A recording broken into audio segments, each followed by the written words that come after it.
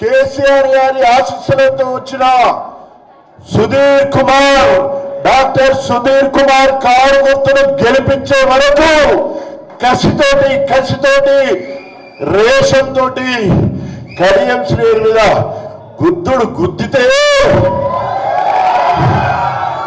గణపురంలో బుడుగులున్నాయి. బాగా 7 రిజర్వాయర్లు ఉన్నాయి.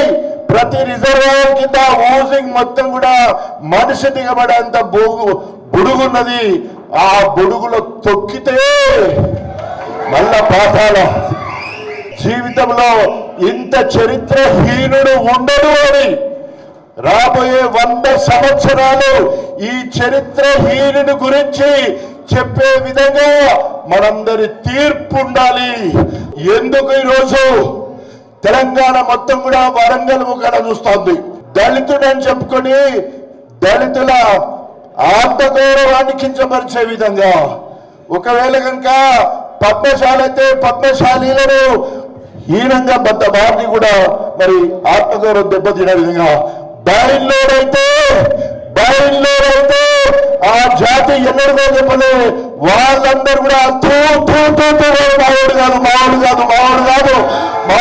కాదని వాళ్ళందరూ అంటున్నారు. ఎందుకంటే ఆ పేరు ఎన్నడూ చెప్పలే.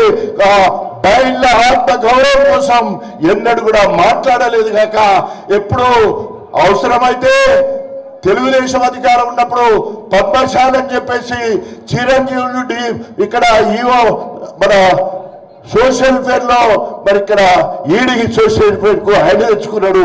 అదేవిధంగా చిన్నమ్మ కొడుకు అని చెప్పి పద్మశాలికి సంబంధించిన బలరాం గోరింట బలరాం ను జెడ్పీటీసీ చేసి 2వ మంత్రిగా వరంగల్ మొత్తానికి 2వ మంత్రిగా పెట్టుకొని లావాదేవీలు సాటుకు మాట్లాడేదంతా ఆయన దారినే, సాటుగా మాట్లాడేదంటే ఆయన దారినే మాట్లాడి లంచాలు తీసుకుంటే నీ పాలు గింత నా పాలు గింత అని అనేక సందర్భాల్లో తెలంగాణ మొత్తాన్ని ఆంధ్రప్రదేశ్ మొత్తాన్ని దోసుకున్న ఏకైక దళిత ద్రోహి, దళిత దొర కల్లాగౌడ ఉన్నారంటే కడియం శ్రీహరి గారు.